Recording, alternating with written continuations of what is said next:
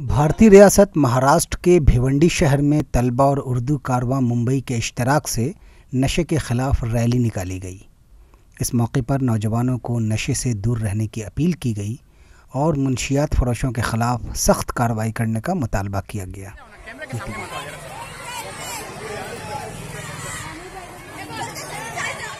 हमारी मुहिम सिर्फ बात को लेकर है कि हम अपने बच्चों में, अपनी कौम के नौजवानों में बेदारी पैदा करें।